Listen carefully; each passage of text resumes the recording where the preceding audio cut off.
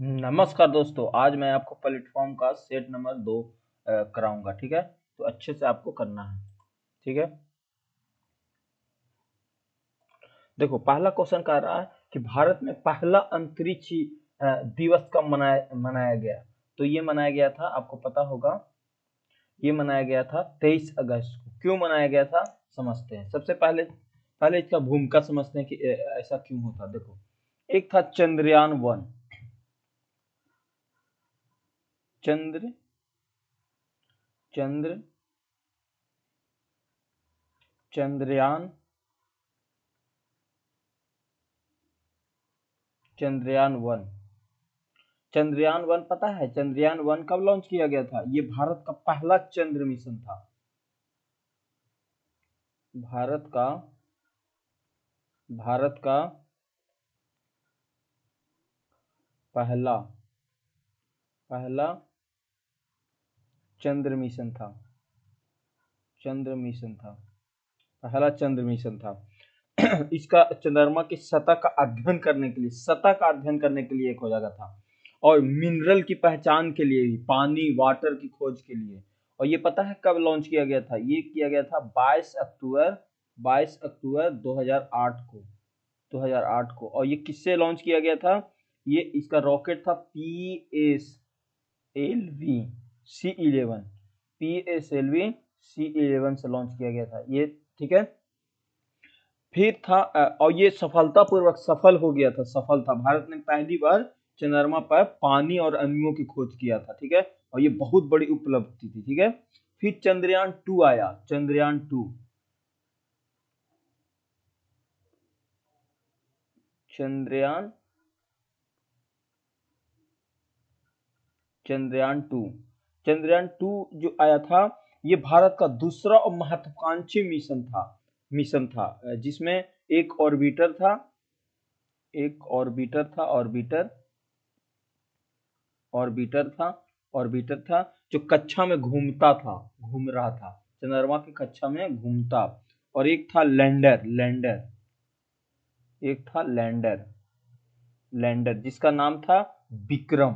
Lander का नाम था विक्रम विक्रम और दूसरा का नाम था rover. Rover rover rover rover था जो पर्यांग था। पर्यांग पर्यांग था। पर्यांग पर्याग था। और ये लॉन्च किया गया था 22 जुलाई 22 जुलाई 2019 को। इसका पता है क्या था। ये था GSLV एम के थर्ड के द्वारा एम थर्ड के द्वारा एम थर्ड के द्वारा बाहुबली रॉकेट बोल सकते हो इसको Baahubali rocket, GSLV M third के द्वारा। ठीक है, लेकिन पता है ये असफल हो गया। ये सफल नहीं हो पाया था। ऑर्बिटल तो काम कर रहा है लेकिन सॉफ्ट लैंडिंग में असफल हो गया। ठीक है, असफल हो गया। फिर आया चंद्रयान 3। फिर चंद्र चंद्रयान चंद्रयान 3 जो है ना, ये भारत का 100% सफल और सॉफ्ट लैंडिंग था। इसमें भी विक्रम था और रोवर था। इसमें रोवर और विक्रम सब था, ऑर्बिटल नहीं था, क्योंकि ऑर्बिटल तो ऑलरेडी वहां मिशन में था ना। तो ये 14 जुलाई 14 जुलाई 14 जुलाई 2023 को ये सफल लैंडिंग हो गया था। और इसका इसका कौन था रॉकेट, यही था एल बी एम थ्री को ही बोला जाता है GSLV, यही था। उसका पूरा नाम चेंज हो गया है GSLV। अब इसको GSLV-M3 जो है ना, उसी का नाम है LBM3 ये। ठीक है, GSLV GSLV। ठीक है, तो ये हो गया। अब मेजर अचीवमेंट क्या हुआ इसी के लिए 23 अगस्त को 2023 को भारत के दक्षिणी ध्रुव पर उतरने वाला विश्व का पहला देश बन गया। दक्षिणी ध्रुव पर उतरा था। कहाँ पे, साउथ मून पर मतलब साउथ पोल पर उतारा था। सॉफ्ट लैंडिंग भी हो गया था, चौथा देश बन गया था। देखो भारत दक्षिणी ध्रुव पर उतरने वाला विश्व का पहला देश बना था, लेकिन चंद्रमा पर सॉफ्ट लैंडिंग करने वाला चौथा, क्योंकि इससे पहले यूएस, रशिया, चाइना भी कर चुकी थी ये सब बात। ठीक है, ये क्लियर हो गया होगा, समझ में आ गया।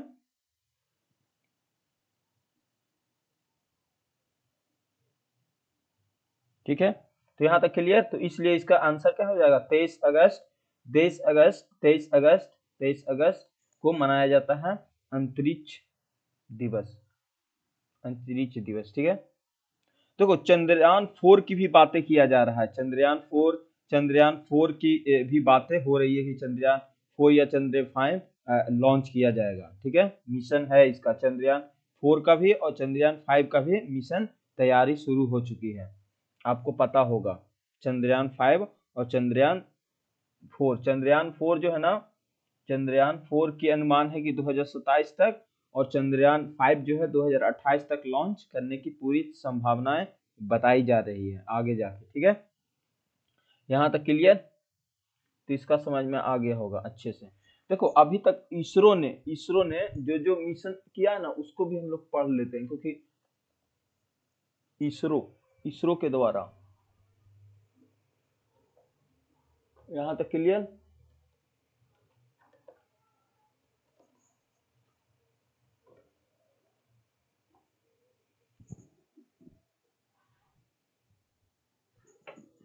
यहाँ तक क्लियर हो गया भाई। हाँ, आगे चलते हैं।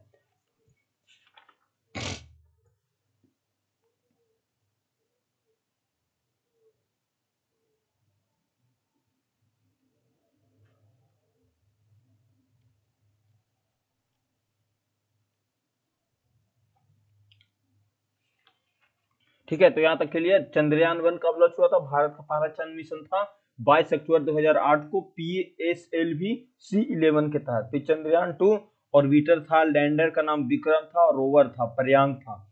ये 22 जुलाई 2019 को GSLV M3 के द्वारा, फिर ये असफल हो गया, फेल हो गया था, सॉफ्ट लैंडिंग नहीं हो पाया था।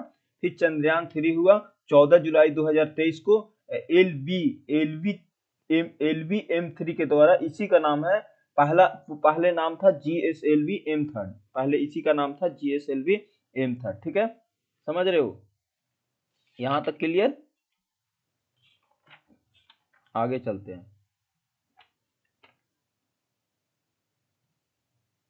देखो आगे और भी बहुत सारे इसरो ने मिशन किए हैं। इसरो का 2024 का मिशन क्या क्या रहा समझते हैं। इसरो ने बहुत सारे मिशन 2024 में कर चुके हैं। इसरो का 2024 और 25 का मिशन,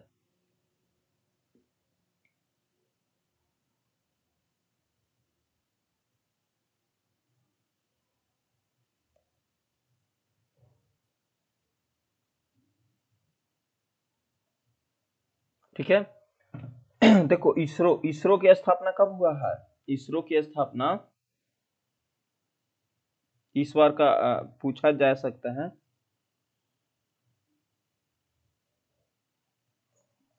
देखो इसरो ने क्या क्या इस बार किया है, 2025 में इनका क्या क्या रहा। सबसे पहले इसरो की बात समझते हैं। देखो ये गगनयान घोषित किया इस बार, इसको हटा देते हैं। इसरो की मैं आगे चलता हूँ, यहीं पे लिखते हैं ना, आगे है ना जगह। देखो देखो आगे है गगनयान मिशन, गगनयान गगनयान गगन गगनयान मिशन। गगनयान मिशन जो है वो 2025 में किया है, 2025 में गगनयान मिशन जो है ना, इसरो के चेयरमैन 2025 को गगनयान वर्ष घोषित किया है, गगनयान वर्ष 2025 को घोषित कर दिया। ठीक है, ये ध्यान रखना है, गगनयान मिशन 2025 को घोषित किया गया है। ये दिसंबर 2025 में किया गया है। जो अनक्रिएटेड गगनयान मिशन लॉन्च होगा दिसंबर 2025 में होगा। ठीक है, समझ रहे हो ना। भारत मानव का अंतरिक्ष में उड़ने वाला पहला और कदम उठा रहा है, तो गगनयान मिशन होगा। फिर निसार निसार निसार जो आपने सुना था ना, निसार निसार देखो जो निसार था ना, निसार 2025 किसके द्वारा लॉन्च किया गया है, जुलाई 2025 में लॉन्च हो गया। जुलाई 2025 में ये यूएसए प्लस इंडिया के द्वारा लॉन्च हो गया है। ये दोनों का संयुक्त परियोजना था जो निसार लॉन्च किया गया।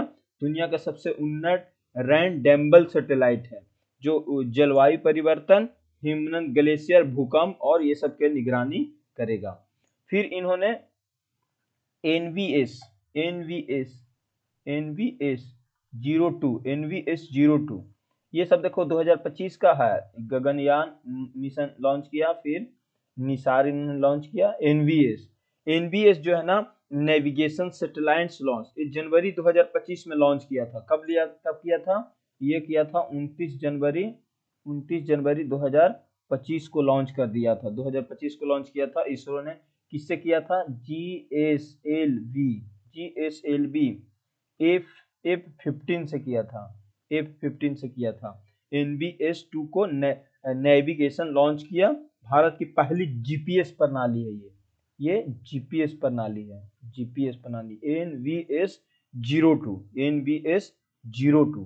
NVS-02 कब लॉन्च किया? ये 29 जनवरी 2025 को लॉन्च किया था। किसके द्वारा? GSLV F15 के द्वारा। ठीक है। फिर इन्होंने एक और लॉन्च किया इसरो ने सबसे बड़ी सैटेलाइट स्पेसडेक्स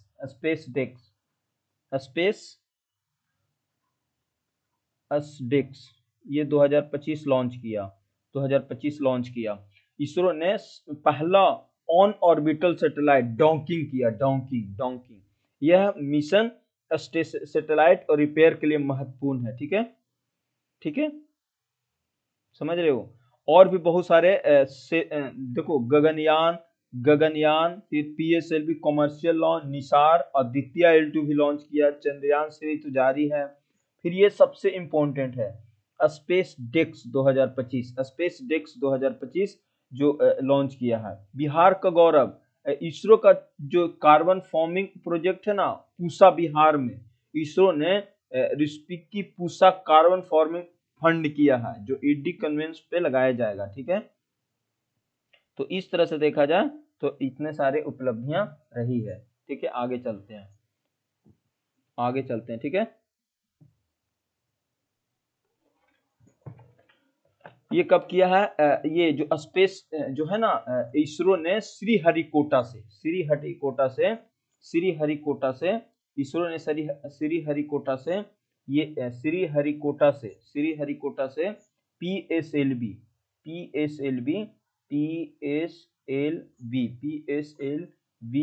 C16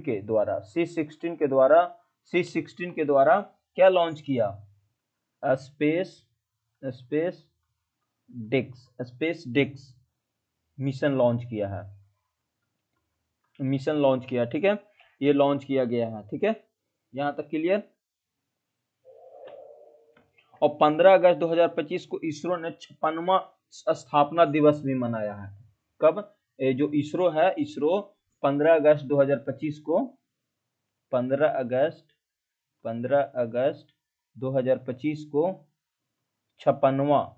56वां अपना फाउंडेशन डे भी मनाया है। ये इसरो ने बनाया। ठीक है, तो इस तरह से देखा जाए तो हुआ नास। ठीक है, तो यहां तक क्लियर। और अभी हाल फिलहाल में आपने देखा होगा नासा और स्पेस एक्स के सहयोग से एग्जम्स 4 मैं इधर करता हूं। तो मैं एक क्वेश्चन से पूरा मैं आपको डाटा सब बता दे रहा हूँ। तो कहीं से भी क्वेश्चन पूछेगा ना तो छूटना नहीं चाहिए, किसी भी कंडीशन से नहीं छूटना चाहिए। यही तो होती है सेट मारने का पूरा। आपने सेट पढ़ा होगा, वो अलग से रिवीजन होगा, ये अलग से रिवीजन होगा, क्योंकि रिवीजन ही तो करना है। हमारा मोटो तो रिवीजन ही है।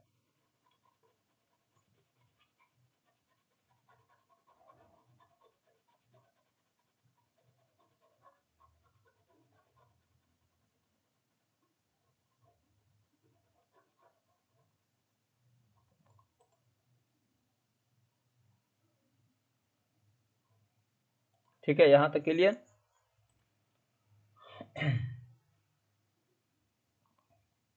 देखो इस बार पता है इसरो और नासा ने मिलकर निसार 29 जुलाई 2025 को हरिकोटा से GSLV A16 के द्वारा सफलतापूर्वक लॉन्च किया गया। देखो इस बार 2025 का हम क्या क्या इन्होंने क्या क्या किया है। देखो इसरो की मैं बात कर रहा हूँ, इसरो ने बहुत सारे काम किए हैं इसरो ने। और सबसे पहले ये सबसे चर्चा में रहा एग्जाम्स 4, एग्जाम्स 4 जो रहा वो कैप्टन कौन थे, शुभांशु शुक्ला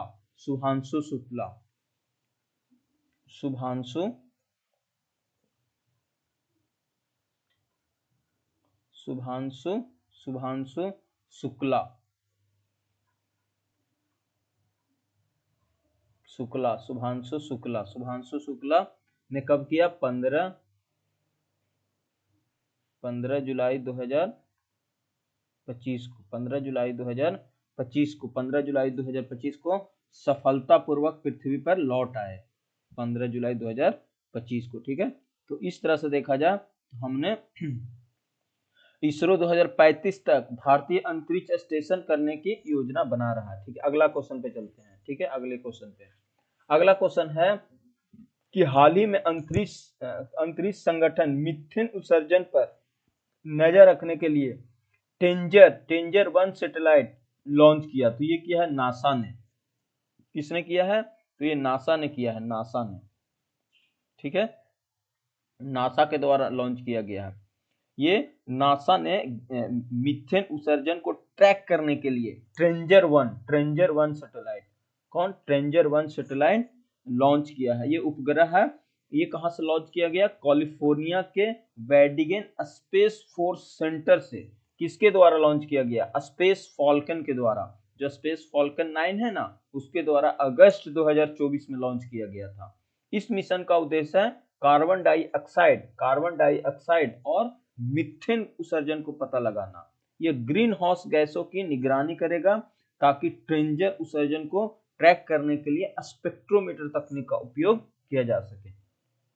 यूनेस्को ने केरल के किस शहर को भारत का पहला सिटी ऑफ लिटरेचर शहर घोषित किया है? तो ये सबको पता है, बहुत पुराना करंट अफेयर है। कोझिकोड को किया था, केरल ने कोझिकोड को भारत का पहला सिटी ऑफ लिटरेचर शहर घोषित किया। और पता है ये भारत का पहला सिटी ऑफ लिटरेचर शहर है। यूनेस्को द्वारा ही ग्वालियर को, ये ग्वालियर देख रहे हो ना, ग्वालियर को सिटी ऑफ म्यूजिक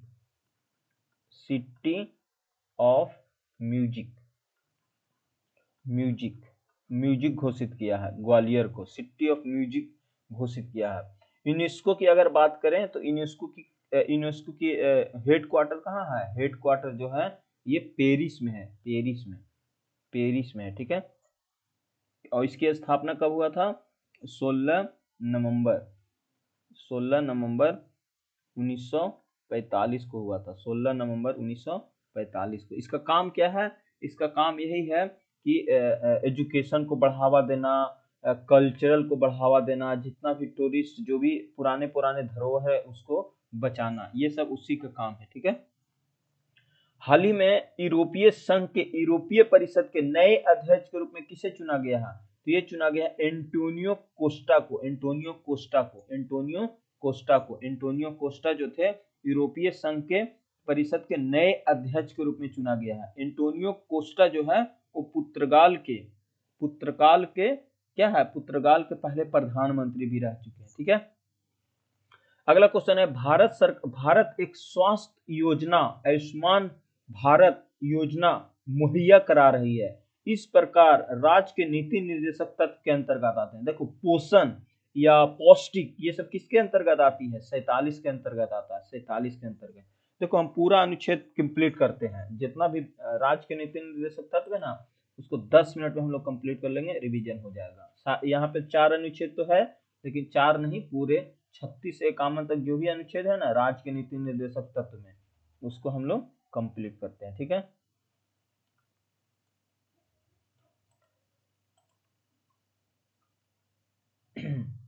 देखो 36 से 51 था।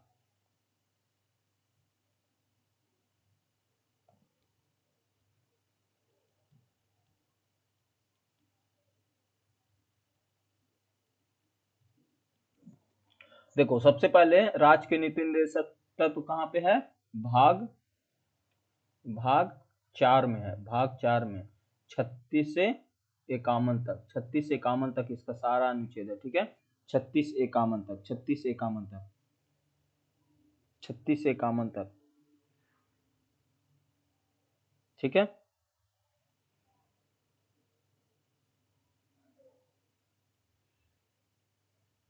यहां तक क्लियर है।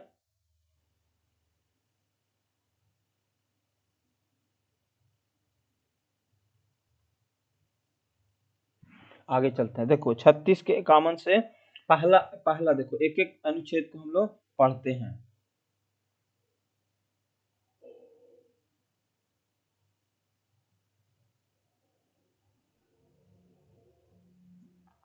सबसे पहला आती है 36। देखो 36 जो है ना 36 जो है, रुको जी एक सेकेंड।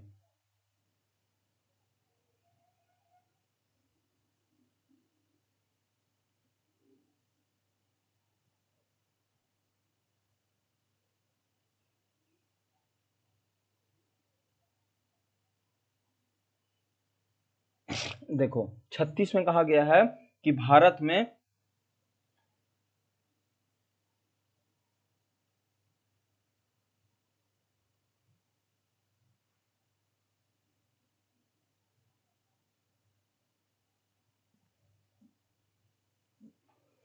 36 में देखो राज्य का परिभाषा की बात किया गया है, राज्य की परिभाषा।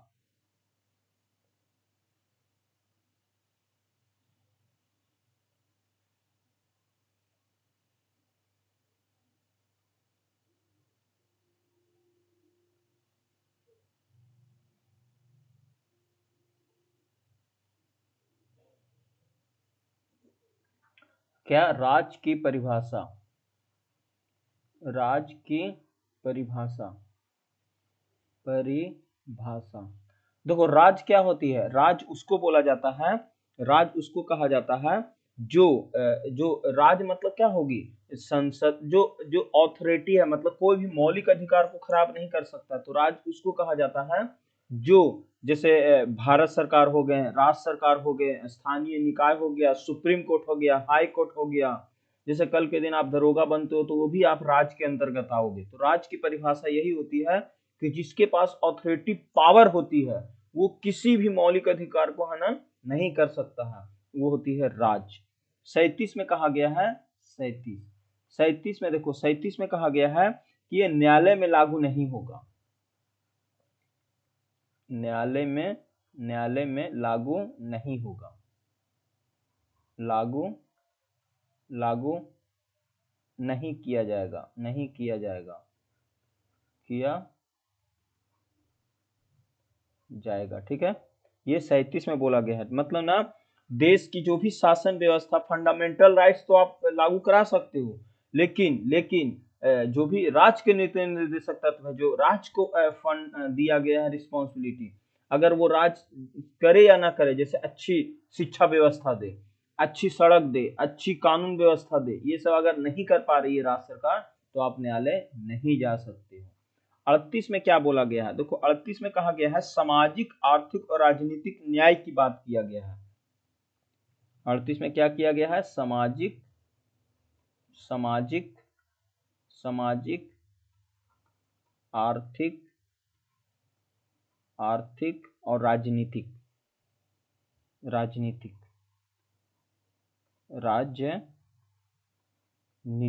राजनीतिक की बात किया गया है 38 में, ठीक है। मतलब ना एक वेलफेयर राज्य की स्थापना करना, ये 38 में ही बोला गया है। अनुच्छेद 39 में देखो क्या कहा गया है, 39 में कहा गया है, 39 में कहा गया है कि आपको क्या करना है, क्या करना है, मतलब एक राज्य का कार्यक्रम बताया गया कि नागरिकों के अनुसूचित जीविका के साधन, आर्थिक शक्ति के केंद्रीकरण ना हो, समान वेतन कार्य हो, पुरुष महिला का समानता हो, फिर बाल श्रम निषेध हो, फिर क्या बोलते हो, ये सब बातें की गई है अनुच्छेद 39 में, ठीक है। मतलब अनुच्छेद 39 में ये कहा गया है कि नागरिकों के जीविका के पर्याप्त साधन हो, मतलब हर नागरिक के पास आजीविका के साधन हो। ठीक है, समझ रहे हो ये? देखो, और 39A में 39A, 39B, 39B, 39C, 39D, ये सब क्लोज दिया गया है। 39E और 39F ऐसे दिया गया। देखो 39A में कहा गया है कि नागरिकों के लिए जीविका के पर्याप्त साधन हो, मतलब हर नागरिक के पास आजीविका का साधन होना चाहिए, मतलब बेरोजगारी कम करना, रोजगार उपलब्ध कराना, ये सब 39A में कहा गया है।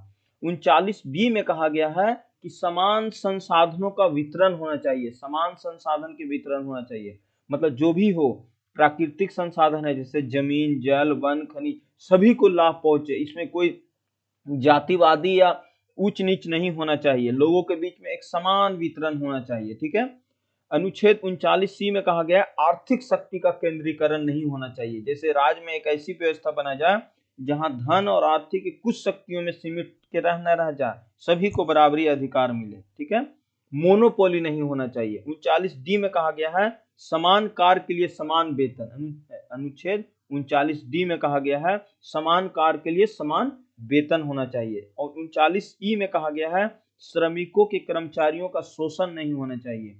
और 39F में कहा गया है बच्चों के साथ स्वस्थ विकास होना चाहिए। ये बातें कही गई है। ठीक है, ठीक है। 39 में क्या कहा गया है? 40 में आपको पता है पंचायत की बात किया गया है, पंचायत की बात किया गया है। 41 में क्या कहा गया है? 41 में क्या कहा गया है? 41 में कहा गया है कि जो भी राज्य सरकारें होगी वो कार्य का अधिकार, शिक्षा का अधिकार, सार्वजनिक सहायता करे। कार्य का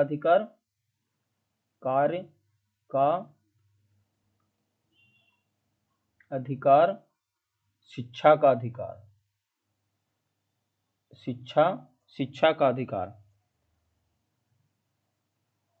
शिक्षा का अधिकार, ये सब होना चाहिए। ठीक है, मतलब ना कि राज्य की अपनी आर्थिक क्षमता और संसाधनों के सीमा में 3 चीजें के बताया गया कि कार्य का अधिकार होना चाहिए, right to work, right to education और राइट टू पब्लिक असिस्टेंस होना चाहिए। मतलब बेरोजगारी, वृद्धा, बीमारी, ये सबको वेलफेयर स्टेट में रखा जाएगा। ठीक है, मतलब ना हर राज्य कोशिश करेगा कि हर व्यक्ति को रोजगार मिले, रोजगार की बात किया गया है। ये फंडामेंटल राइट्स नहीं है लेकिन ये करेगा। इसी के तहत 100 दिन का जो मनरेगा वाला आया था ना रोजगार, इसी के तहत आया था 100 दिन वाला। समझ रहे हो? राइट टू एजुकेशन के तहत बोला गया है, जो 86वें संविधान संशोधन 2002 में हुआ था, जिसमें 21A के तहत फंडामेंटल राइट्स बताया गया था। पब्लिक असिस्टेंस, लोगों को रोजगार की सहायता के लिए करे। ठीक है, 42 में क्या कहा गया है? 42 में कहा गया है 42 में क्या कहा गया है? 42 में कहा गया है कि न्याय संगत और मानवीय दशा का होना चाहिए, न्याय संगत होना चाहिए, न्याय संगत और मानवीय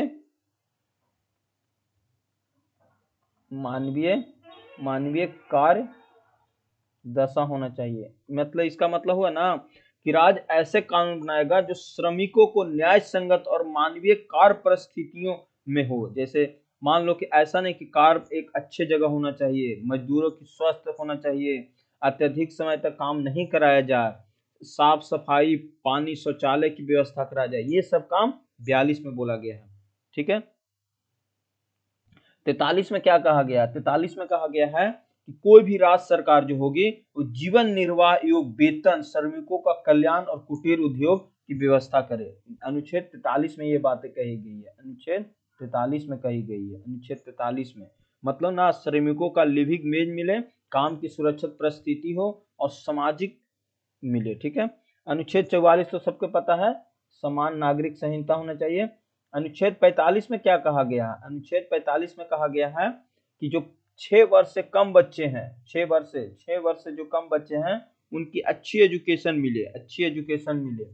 यही तो आगे जाके फिर 21वें संविधान संशोधन 2002 86वें जो संविधान संशोधन हुआ था, 6 वर्ष के बच्चों की देखभाल और शिक्षा, इसी में आंगनवाड़ी की बात किया गया है। जो आंगनवाड़ी होती है ना, वो मतलब ना 45 से शुरू हुआ था, लेकिन अब क्या है, 14 वर्ष के सभी बच्चों को निःशुल्क और अनिवार्य शिक्षा, जो 86वें संविधान संशोधन बन गया है 2002 के द्वारा, एक फंडामेंटल राइट्स। ठीक है, 6 वर्ष से कम उम्र के सभी बच्चों को चाइल्डहुड प्रदान करे, उसमें से फ्री एजुकेशन, पोषण, स्वास्थ्य और सुरक्षा देखभाल, ये सब राज्य सरकार का काम होगा।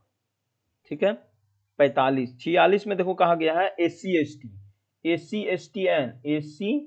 एन एस टी की बात किया गया है, और जो पिछड़ा वर्ग है, पिछड़ा वर्ग, उसकी बात किया गया है 46 में। ठीक है, 48 में कहा गया है पशुपालन, पशुपालन आप कीजिए, आपको पूरा सपोर्ट करेगा सरकार। ठीक है, और 47 में क्या कहा गया है, पोषण की बातें की गई है। ठीक है, और 46 में यह है कि एससी एसटी और आर्थिक रूप से जो भी कमजोर लोग हैं उसको मदद करे सरकार। ठीक है, ठीक है, यहां तक क्लियर। तो इस तरह से देखा जाए, एक और अनुच्छेद था, अनुच्छेद 39 के ए, ये पता था, लीगल, फ्री लीगल राइट्स था, कानूनी सहायता राज्य सरकार को देना कर्तव्य होगा। ठीक है, यहां तक क्लियर। तो देखो 36 में कहा गया है राज्य की परिभाषा, 37 में न्यायालय में लागू नहीं होगा, 38 में सामाजिक, आर्थिक और राजनीतिक न्याय की बात किया गया है, 39 में क्या कहा गया है, 39 में कहा गया है न्याय संगत होना चाहिए। ठीक है, न्याय संगत होना चाहिए, उसी में 39 A B C D E F तक, और डी में पता है, डी में यही बोल दिया गया है सीधे कि काम मतलब ना, जितना काम उतना वेतन, महिलाओं के जो। देखो 36 में राज्य की परिभाषा, राज्य क्या होंगे, केंद्र सरकार, राज्य सरकार, संसद, विधानसभाएं, स्थानीय निकाय, सरकारी संस्थाएं, सब राज्य कहलाएंगे। तो ये बात 36 में बोला गया है, राज्य की परिभाषा। इसी तरीका से अनुच्छेद 12 में जाओगे ना, तो यही बात है, अनुच्छेद 36 और अनुच्छेद 12 में राज्य की परिभाषा की बात किया गया है। 37 में कहा गया है कि यह न्यायालय में लागू नहीं किया जाएगा, मतलब 37 में कहा गया है कि डीपीएसपी जो होगा वो न्यायालय में लागू नहीं किए जा सकते हैं, ये शासन की आत्मा है, सरकार का कर्तव्य होगा कि इसे लागू करने की कोशिश करे।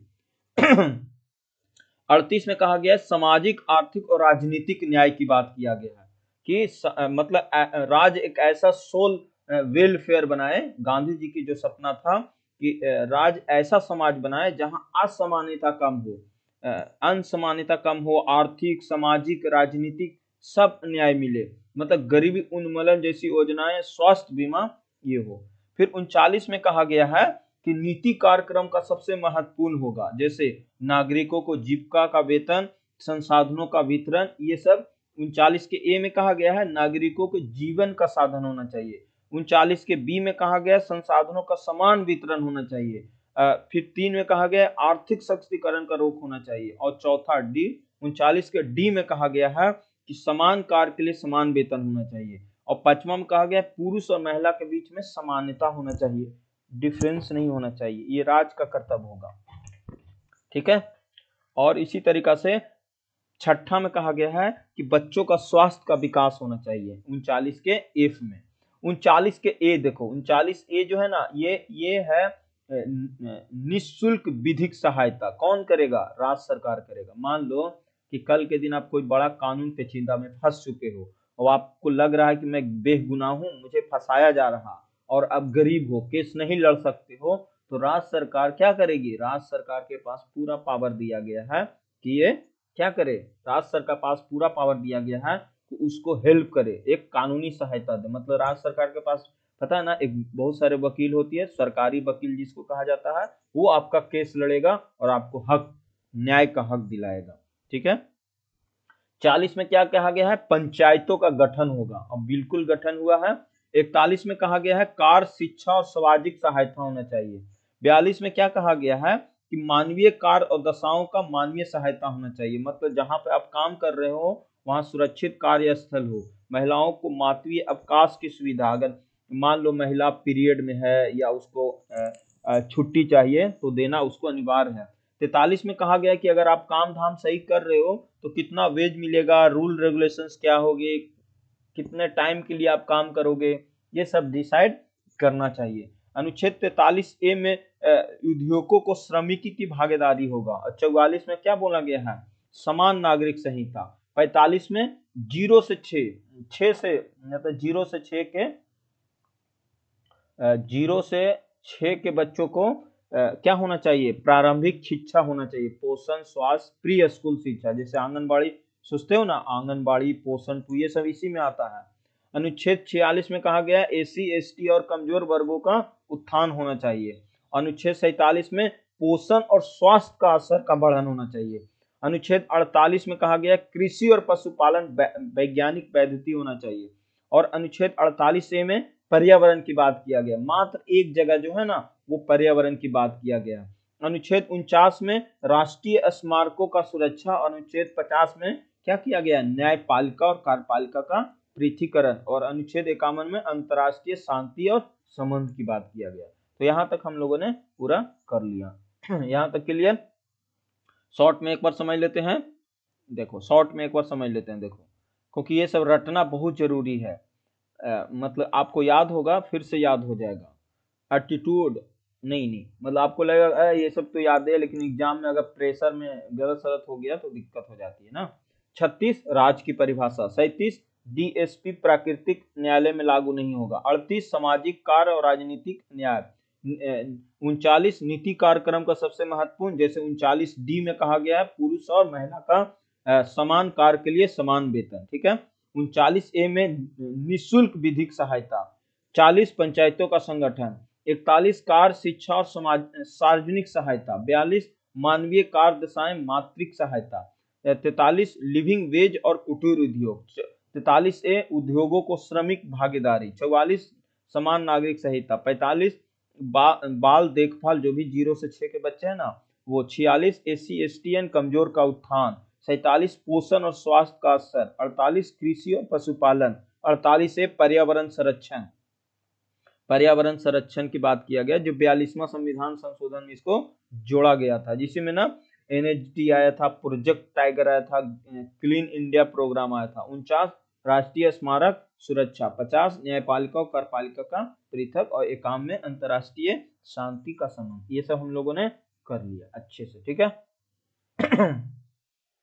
आगे चलते हैं। पश्चिमी घाट और पूर्वी घाट के दक्षिण में निम्नलिखित किस स्थान पे मिलते हैं, तो ये मिलते हैं नीलगिरी की पहाड़ियां के पास। नीलगिरी की पहाड़ियां जो है ना वहां पे ये मिलान होती है इस तरह से। यहाँ पे क्या है, यहाँ पे है वेस्टर्न घाट और यहाँ पे क्या है, ईस्टर्न घाट। तो ईस्टर्न घाट और वेस्टर्न घाट के जो पॉइंट है, मिलन बिंदु, वो नीलगिरी की पहाड़ियां है, ठीक है। पश्चिमी घाट और पूर्वी घाट के दक्षिणी भाग की नीलगिरी की पहाड़ियां पर मिलते हैं। नीलगिरी पर्वत, नीलगिरी पहाड़ियां जो है ना एक पर्वत है जो पश्चिमी घाट और पूर्वी घाट के दोनों का हिस्सा है। नीलगिरी पहाड़ी को बिलू माउंटेन भी कहा जाता है। जो नीलगिरी पहाड़ी है ना, नीलगिरी पहाड़ी, इसको बिलू माउंटेन भी कहा जाता है। बिलू माउंटेन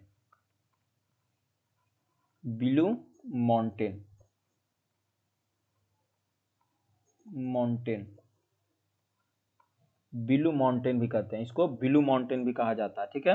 इसकी देखो जो नीलगिरी की सर्वाधिक ऊंचाई है ना, डोडा बेटा आपने सुना होगा, डोडा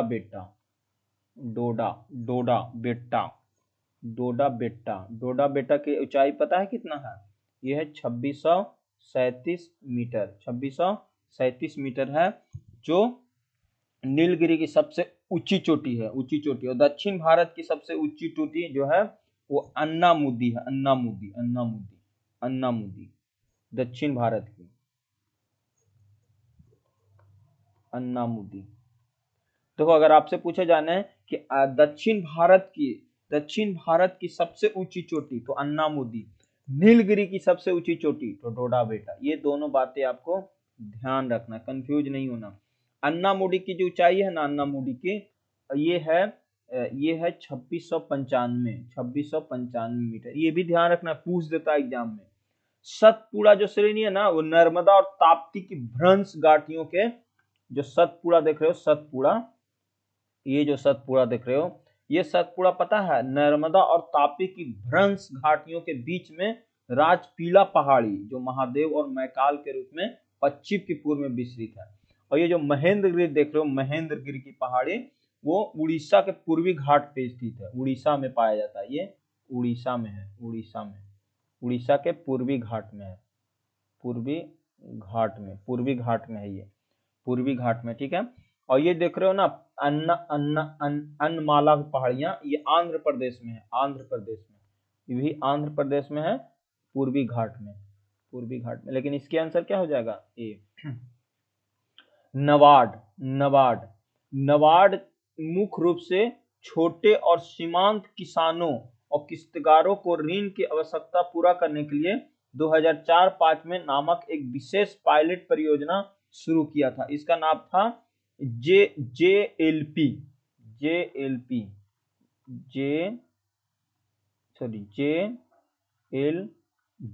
जेएलजी शुरू किया था, जेएलजी शुरू किया था, ठीक है।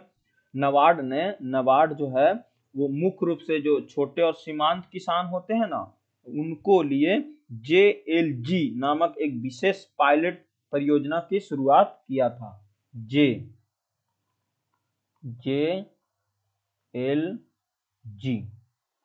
जेएलजी किया था, जेएलजी किया था। अगर मैं नबार्ड की स्थापना की बात करूं, नबार्ड की स्थापना कब हुआ था, तो नबार्ड की स्थापना हुआ था 12 जुलाई, पूछा जाता है 12 जुलाई 1982 को, 1982 को, 1982 को, 12 जुलाई 1982 को, 12 जुलाई 1982 को नबार्ड की स्थापना किया गया था, ठीक है। समझ रहे हो ना, ये सब समझ में आ गया। देखो एक ऑप्शन में है, ये क्या है, MDPE, MDPE, MDEP, MDEP का मतलब होती है, ये नबार्ड के तहत ही आता है, जो SHG ग्रुप से ना, और JLGS ग्रुप, इसके लिए काम किया जाता है, ठीक है। यहां तक क्लियर हो गया होगा। आगे क्वेश्चन है, निम्नलिखित में कौन सा योजना कार्यक्रम सूक्ष्म वित्त जैसी पहल से संबंधित नहीं है, तो ये उज्ज्वला योजना, जन धन योजना, जीविका योजना, इंदिरा गांधी प्रथम कार्यक्रम, तो ये है उजाला योजना, उजाला योजना। उजाला योजना जो है, उजाला योजना जो है ना, सूक्ष्म वित्त जैसी पहल से संबंधित नहीं, वित्त का मतलब पैसा वाला लेन देन वाला नहीं है। ये जो योजना है ना, ये किसी डाटा छोटे ऋण से उपलब्ध कराना है, ये वाला ये नहीं है। सूक्ष्म वित्त का मतलब ही होता है कि गरीब लोगों को सूक्ष्म उद्योग या किसी अन्य उद्योग के लिए छोटा सा ऋण उपलब्ध कराना, जैसे गरीब, ग्रामीण गरीबों, महिलाओं के बड़ी संख्या में उपलब्ध कराना। जो प्रधानमंत्री उजाला योजना है ना, वो ग्रामीण और वंचित परिवार को एलपीजी, जो ना था LPG cylinder, LPG cylinder, cylinder, जो एलपीजी सिलेंडर था वो शुरू किया था, एलपीजी सिलेंडर शुरू किया गया था। ये पता है 1 मई 2016 को शुरू किया गया था, 1 मई 2016 को शुरू किया गया था। और ये कहाँ ये शुरू किया गया था, ठीक है। लेकिन प्रधानमंत्री जन धन योजना जो है, ये 28 अगस्त 2014 को शुरू हुआ था, 28 अगस्त 2014 को शुरू हुआ था, ठीक है। और जीविका आपको पता है ना, जीविका में भी देखो, अभी बिहार में जीविका पे 10,000 मिल रहा है। ये इंदिरा गांधी प्रथम कार्यक्रम, ये भी महिलाओं से रिलेटेड है, और जन धन योजना इसमें भी बहुत। लेकिन जो उजाला योजना है ना, वो है, इसमें क्या बोला गया है, सूक्ष्म वित्त जैसी पहल संबंधित नहीं है। उजाला योजना में पैसा का लेन देन नहीं होता, सिर्फ सिलेंडर दिया जाता है। अगला क्वेश्चन है, निम्नलिखित में किस अनुच्छेद में दोहरे मापदंड के बारे में बताया गया है कि अनुसार किसी व्यक्ति पर एक ही अपराध के लिए एक से अधिक बार मुकदमा न चलाया जाए और न ही उसे दंडित किया जाए, तो ऑप्शन ए तो नहीं होगा, क्योंकि ये तो क्या है, क्या बोला गया है, फ्री। देखो इसका आंसर हो जाएगा ये बी, सॉरी सी, ये तो सुरक्षा ना, ये नहीं होगा, ये देखो इसमें क्या कहा गया है, 20(2) में कहा गया है, 20(2) में अनुच्छेद, इसको समझते हैं, अनुच्छेद 20 को समझते हैं।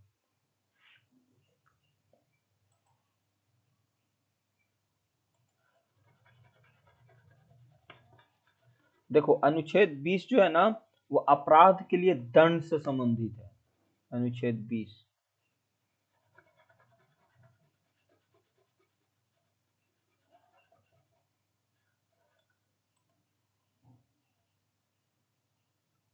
देखो जो अनुच्छेद 20 है, एक तो अनुच्छेद 20 है, एक अनुच्छेद 20 और एक अनुच्छेद 22, इसको समझते हैं अच्छे से।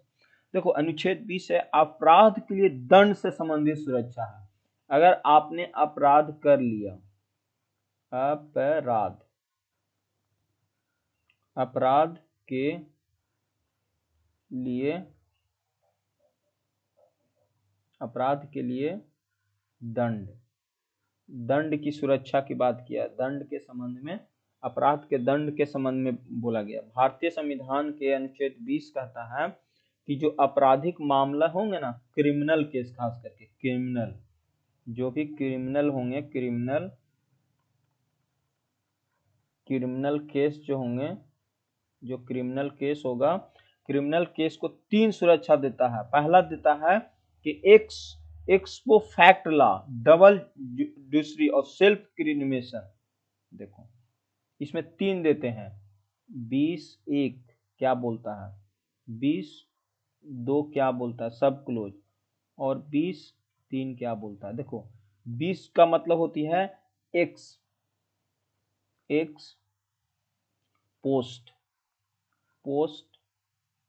फैक्टोला, मैं बताऊंगा सब ये सब, फैक्टोला, और जो ये 20(2) है, ये डबल जियोरेडरी, और तीसरा बोला गया है सेल्फ इंक्रिमिनेशन।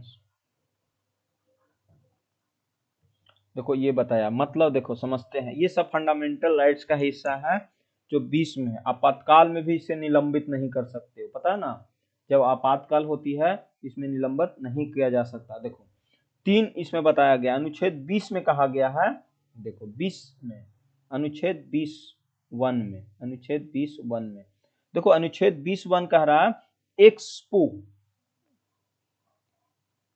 एक्सपोस्ट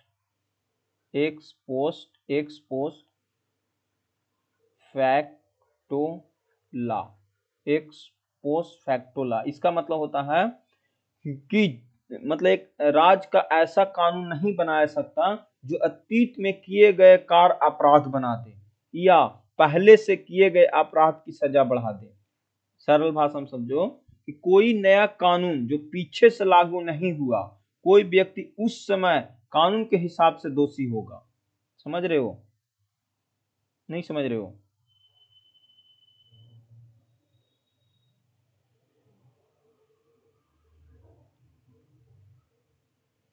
देखो ऐसे समझो, इसको मैं फिर से समझाता हूं।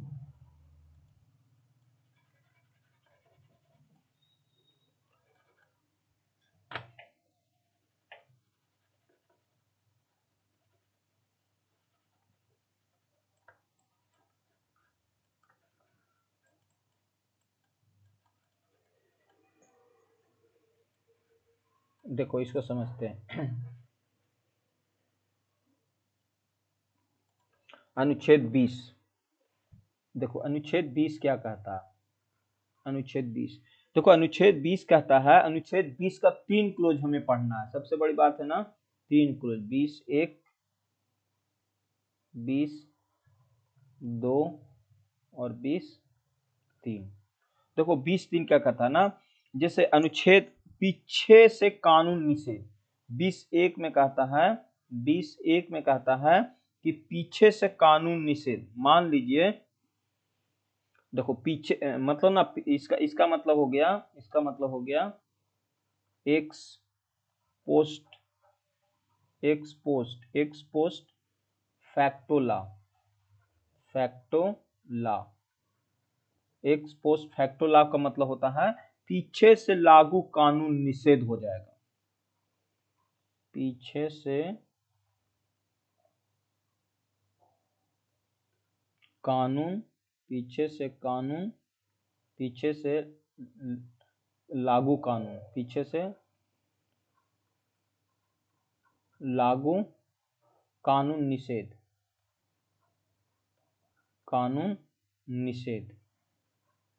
इसका मतलब क्या होता है समझते हैं। देखो इसका मतलब होता है कि मान लो कि आपने 2018 में जुआ करना गैर कानून नहीं था। मान लो कि 2018 में जुआ गेमलिंग जो होती है ना, गेमलिंग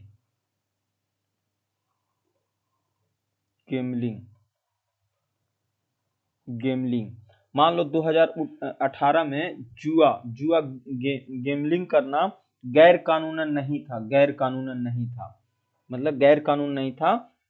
और 2020 में कानून आ गया, 2020 में कानून आ गया कि जुआ खेलना अपराध है, अपराध है।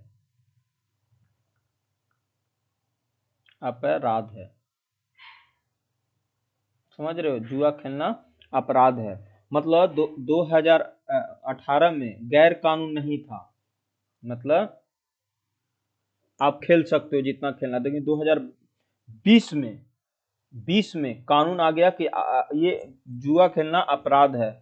तो क्या सरकार रमेश को 2018 वाले जुआ के लिए सजा नहीं दे सकती है?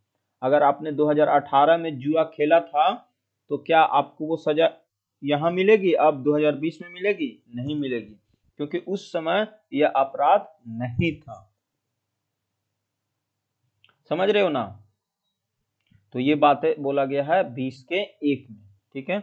मतलब ना, यदि आपने 2015 में चोरी की सजा अधिकतम 3 वर्ष थी और 2023 में 7 वर्ष कर दी गई, तो 2015 में चोरी करने वाले व्यक्ति की नई 7 साल की सजा नहीं दी जा सकती, ये कहा गया, ठीक है।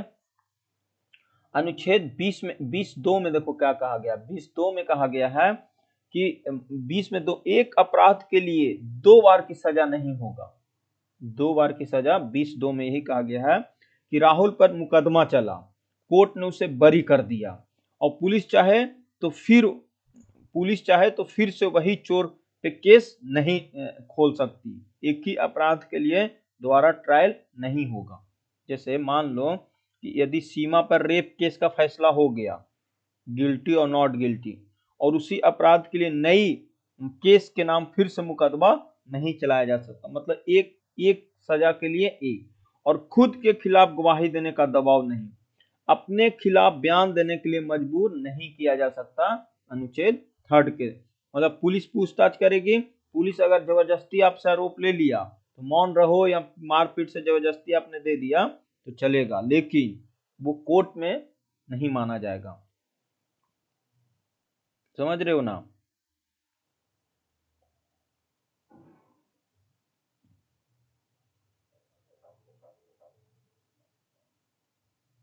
समझ में आ गया? तो ये है इसका 20 का 1, 2 और 3। समझते हैं, समझ में आ गया? तो इसका आंसर क्या हो जाएगा? 20 के 2।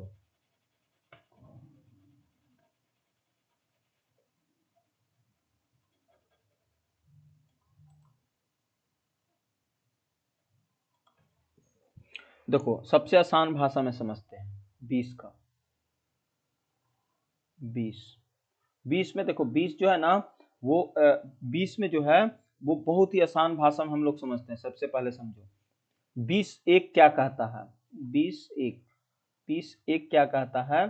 20(1) कहता है कि जो काम उस समय जब आप अपराध नहीं था उसके बाद सजा नहीं होगी। जैसे मान लो कि 2018 में मोबाइल पर गेम खेलना अपराध नहीं था, आपने खेला, लेकिन 2023 में सरकार कहे कि अब से यह गेम अपराध है, तो सरकार आपको 2018 वाली बात पर सजा नहीं दे सकती। एक लाइन में याद रखना है, नया कानून पुरानी गलतियां पे नहीं चलेगा। ये बात मान लो, जैसे आपने मान लो 2018 में आपने 2018 में आपने मोबाइल पे गेम खेला या गेम खेला 2018 में, और 2023 में 2024 या 25 में गवर्नमेंट ने क्या किया, लॉ बना दिया और बोला कि जो भी 2025 से जो भी बच्चा गेम खेलेगा वो कानूनी रूप से गलत है और जेल भी जा सकता है। तो आपने तो 2018 में गेम खेला था, तो क्या 2018 वाला सजा मिलेगी अभी? तो नहीं मिलेगी। क्यों? क्योंकि उस समय कोई ऐसा कानून का प्रावधान नहीं था। ठीक है। 2020 के 2 में क्या कहता है? 20 में 2 में कहता है कि एक अपराध एक ही सजा, एक अपराध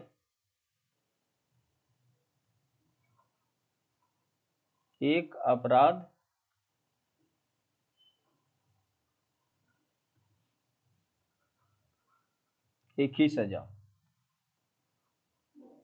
सजा होगा।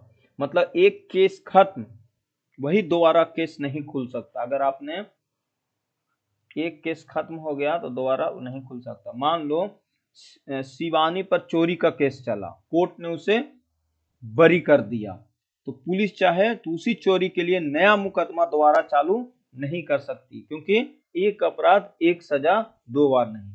ये ध्यान रखना। फिर है 20 का थर्ड क्या कहता है? 20 का थर्ड कहता, देखो यही बोला गया है ना इस क्वेश्चन में कि निम्नलिखित किसी अनुच्छेद में दोहरे दंड के बारे में जिसके अनुसार किसी व्यक्ति के एक ही अपराध के लिए एक से अधिक बार मुकदमा न चलाए दंडित किया जाए। तो ये 20 के 2 में ये बताया गया, 20 के 2 में, 20 के 2 में, 20 के 1 में नहीं, 20 के 2 में। और 20 के 3 में क्या कहा गया? खुद के खिलाफ गवाही ना देना। खुद के खिलाफ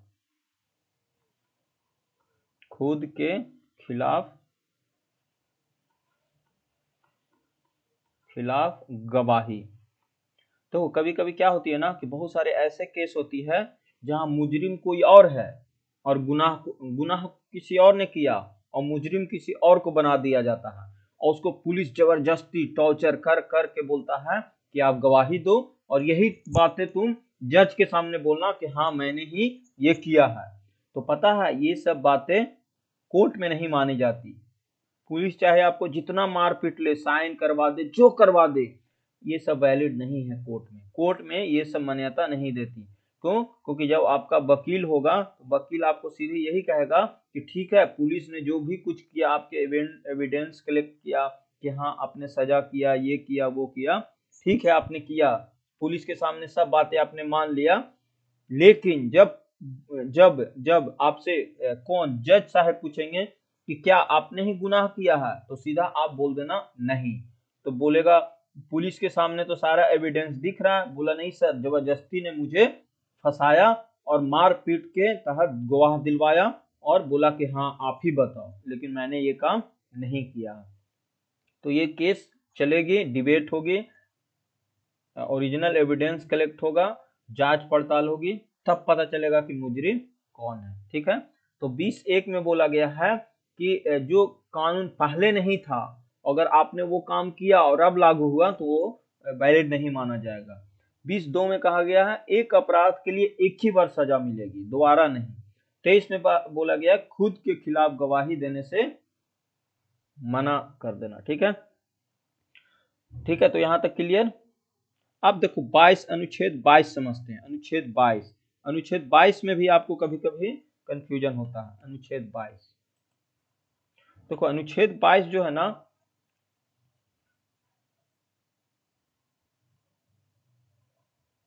देखो अनुच्छेद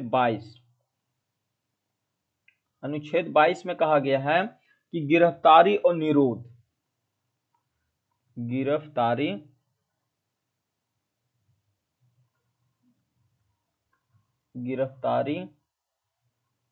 और निरोध।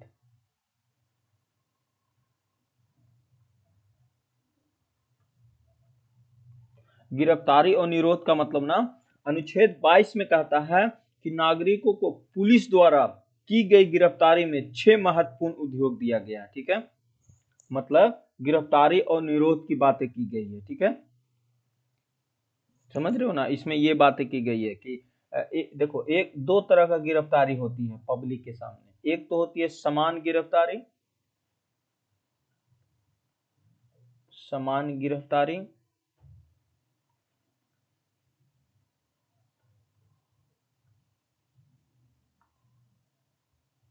गिरफ्तारी, और एक होती है विशेष निरोध।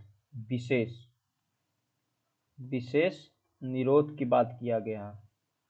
देखो, एक समझते हैं, समान गिरफ्तारी कब होती है? कारण बताने का अधिकार। पुलिस आपको पकड़ते समय बताएगी कि आपकी गिरफ्तारी किस कारण से हो रही है। जैसे पुलिस ने बोला कि हम तुम्हें ले जा रहे हैं और कारण ना बताए तो इसको अवैध गिरफ्तारी होगा। जब भी पुलिस गिरफ्तार करेगी ना तो बताएगी कि आपको इस कारण से गिरफ्तार किया जा रहा है। नहीं बोला जाता यू आर अंडर अरेस्ट, तो आप बोलोगे वाई, तो बोलोगे वो पुलिस बोलेगा कि आपने ये कांड किया है, इसके लिए आपको गिरफ्तारी करने की दिया जा रहा है। चलो ठीक है, गिरफ्तार हो गए। फिर दूसरा बोला गया वकील से मिलने का अधिकार। वकील से मिलने का अधिकार, मान लो आपने तो गिरफ्तार हो गए, मान लो आपने, पुलिस ने आपको गिरफ्तार कर दिया, तो आप वकील ले सकते हो, क्योंकि वकील ही तो आपका केस लड़ेगा। वकील ही तो आपका केस लड़ेगा, और केस लड़ेगा तो क्या होगा? केस लड़ेगा तो ही तो आप छूट पाओगे। तो वकील से मिलने का अधिकार पूरा आपको दिया जाता है। ठीक है, 24 घंटे के अंदर केस कोर्ट में पेश करने का अधिकार। 24 आवर में, 24 घंटे में कोर्ट में पेश करना होगा। मतलब पुलिस को 24 घंटे के भीतर अदालत पेश करेगी। जैसे अगर मान लो सुबह 9 बजे पकड़ा गया तो अगली 9 बजे तक कोर्ट में पेश करना जरूरी है, नहीं तो लीगल डिटेंशन हो जाती है। और बिना कोर्ट के आदेश लंबे समय तक जेल में नहीं रखा जा सकता। सारा बातें कोर्ट के अनुसार चलेगी, मतलब कोर्ट के अनुसार, मतलब मजिस्ट्रेट ऑर्डर के बिना पुलिस आपको 24 घंटे से ज्यादा नहीं रख सकती। ठीक है, लेकिन अब विशेष निरोध में बताया गया है कारण बताना अनिवार्य नहीं, ये सब बातें इसमें नहीं बताया गया है। ठीक है, इसमें पता है, देखो जब विशेष निरोधक होगी, जब इसमें देखो, ये तो समान गिरफ्तारी होती है जब पुलिस आपको गिरफ्तार करेगी तब। और प्रिवी डिटेंशन जो होती है ना, ये सजा नहीं होती, रोकथाम होता है। जैसे ताकि कोई व्यक्ति देश की सुरक्षा, सार्वजनिक व्यवस्था, कानून व्यवस्था को नुकसान ना पहुंचाए।